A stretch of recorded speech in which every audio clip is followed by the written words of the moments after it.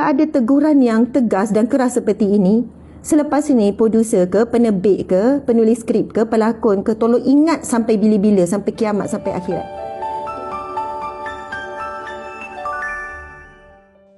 Baru-baru ini tular satu klip video sedutan dari sebuah drama Melayu yang disiarkan di saluran sebuah televisyen tempatan yang menjadi bualan ramai gara-gara memaparkan dialog yang dianggap melampau. Menurut info, terdapat beberapa babak dalam drama tersebut telah dijalankan di Tanah Suci.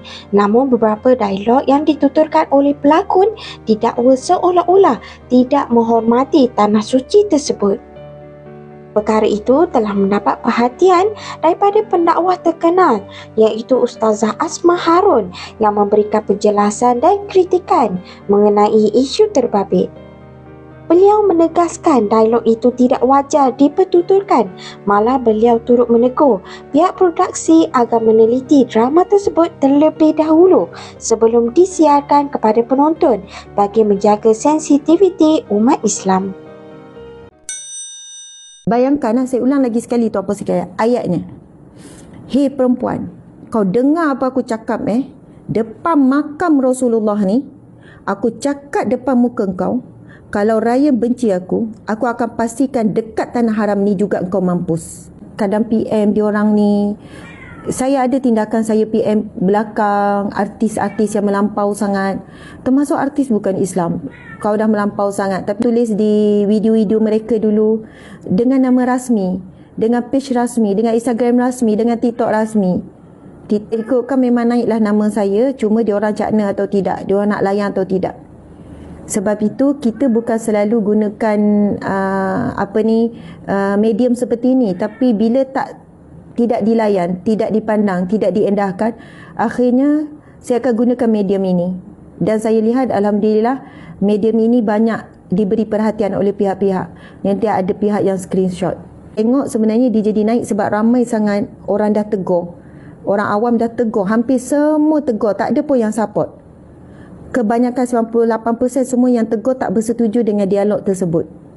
Saya tak nak sebut lagi nama drama tersebut. Nama pelakon pun saya tahu nama pelakon, dan nama watak pun saya tahu, dan saya tak sebut direct. Tetapi lakonan itu dibuat di Tanah Suci, di hotel yang nampak latar belakang Masjid Nabawi. Ya Allah, saya kata, macam mana boleh terfikir nak buat skrip macam ni menggunakan makam Nabi? Tuan-puan sekalian, seolahnya walaupun dia tak sebut aku bersumpah depan makam, dia tak sebut perkataan sumpah, tapi dia sebut, puan, kau dengar apa aku cakap depan makam Rasulullah, dengan tangannya menujukan kepada Masjid Nabawi, yang mana babak itu dilakukan dalam bilik hotel, yang mana memang tingkap itu jelas menunjukkan Masjid Nabawi. Dan saya tahu sangat itu memang real. Sebab atas dasar apa pun, daripada based on true story ke, ataupun based on true dialogue ke, atas sebab apa saya tak pasti, layak dan tidak wajar perkataan seperti ini dijadikan dialog. Saya masa tengok, tangan saya getah. Saya dengar lagi, biar betul dia sebut depan makam Rasulullah, dengan bersumpah nak suruh yang tu mampus, dengan di Tanah Sucinya. Sedangkan kita diajar apa? Jaga lidah di Tanah Suci, jaga akhlak, jaga perkataan di Tanah Suci. Dan di mana etika dan menghormati di Tanah Suci bila buat lakonan di Tanah Suci? Tak rasa bersalah ke bila nak rakam babak tu, supaya maksudnya rasa macam tak boleh sebut macam ni, tak boleh sebut makam Rasulullah, tempat yang paling suci, tempat yang paling indah, tempat yang seluruh manusia, seluruh umat Islam mendambakan untuk pergi, tempat yang paling wangi, tempat nak beri salam pada Nabi. Kenapa nak masukkan dialog seperti ini?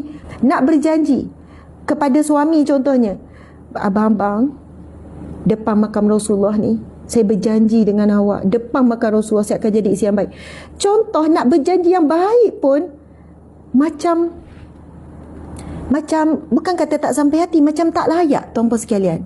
Faham Macam tak layak nak gunakan makam Rasulullah, nak menyebutkan sesuatu yang kita nak buat, nak menyandarkan apa yang kita nak buat, sebab kita tahu kita lemah. Maksudnya kita tahu kita ni sangat lemah dalam menunaikan janji kita. Janji kita hari ini, janji kita saat ini, minit ini, mungkin lepas sejam kita dah lupa dah janji kita. Maksudnya untuk perkara baik pun tak layak, tak mampu nak ucap. Depan makam Rasulullah ni saya berjanji dengan awak sekian-sekian. Depan makam Rasulullah, Allahu Akbar, tuan-puan sekian. Apatah lagi menyebutkan perkataan yang seperti ini.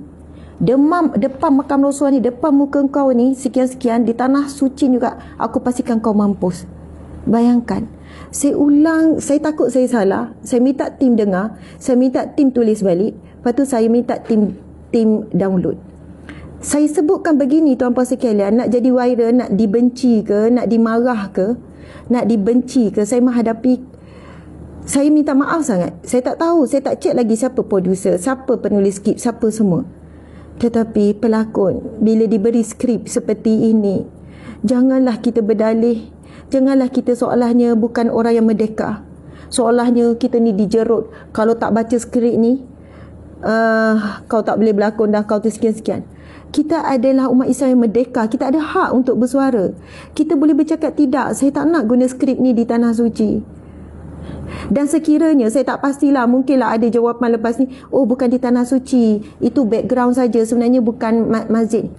Pun tak boleh disebut makam Nabi, tak boleh disebut makam Nabi, lalu dikaitkan dengan benda yang sangat teruk, perkataan mampus dan sebagainya. Ya, ada yang dengar penulis skrip. Subhanallah, ada yang kata, betul Ustazah, saya dengar cerita drama sekarang, drama yang sedang ditayangkan di TV3.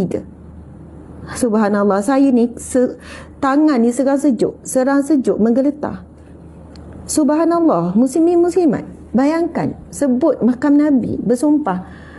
Tak apalah, saya harap bila ada teguran yang tegas dan keras seperti ini, selepas ini produser ke, penerbit ke, penulis skrip ke, pelakon ke, tolong ingat sampai bila-bila, sampai kiamat, sampai akhirat.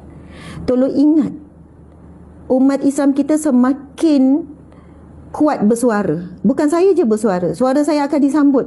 Ada ramai pejuang cyber dakwah, ada mamai pejuang cyber dakwah akan menyampaikan. Kalau dulu pelakon-pelakon ke, penerbit, penulis skrip suka hati je tulis. Sebab apa? Ketika itu suara dakwah, suara nahi mungkar tak kuat, tak ada platform. Sebab dulu tengok je TV, nak tegur tak boleh. Zaman tu tak ada media sosial lagi. Kita tengok pelakon dengan pakaian seksi dengan itu, tapi nak tegur saluran mana, tak boleh tegur saluran mana. Tapi sekarang dah ada platform, dah ada ni. Jangan ingat apa yang kalian buat boleh sesuka hati, sampai tak fikir sensitiviti umat Islam. Anda tak boleh sebut, ikut suka hati kamilah drama kami, suka hati kamilah rancangan kami, TV kami. Subhanallah, tuan-puan sekalian. Ingatlah hadis Nabi SAW, ia merupakan hadis yang sahih dalam himpunan 40 hadis akhir zaman kiamat. Subhanallah. Ketika Nabi menyebutkan, hadis tu agak panjang tapi hujungnya Nabi menyebutkan, akan tiba satu masa, bala ya Allah akan menurunkan bala dan menunjukkan kemarahannya. Allah menurunkan bala demi bala. Subhanallah, lalu ditanya oleh salah seorang isteri Nabi, ya Rasulullah, adakah ketika itu orang beriman ataupun orang soleh, orang baik sudah tidak ada? Sebab saatnya Allah akan turunkan bala demi bala, Allah akan turunkan bencana demi bencana.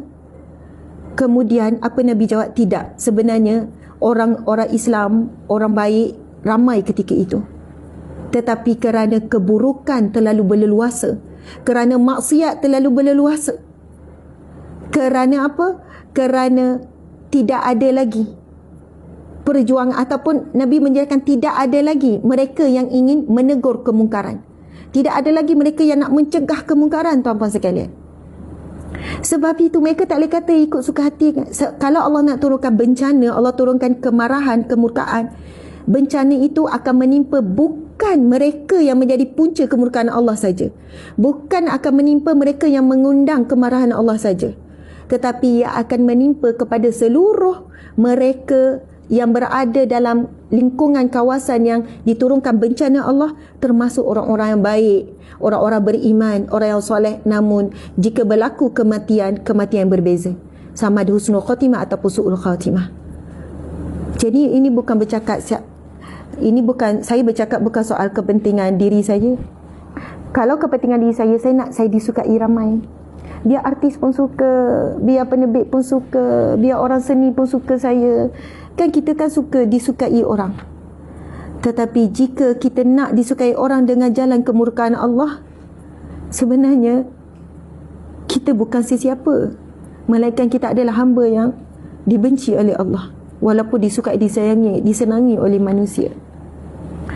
Subhanallah, mudah-mudahan tidak berulang lagi skrip seperti ini. Gunakanlah akal, iman, gunakanlah Islam, gunakanlah panduan syariat. Tolonglah tapis. Bahkan artis pun boleh tapis, artis pun boleh kata tidak. Anda adalah manusia.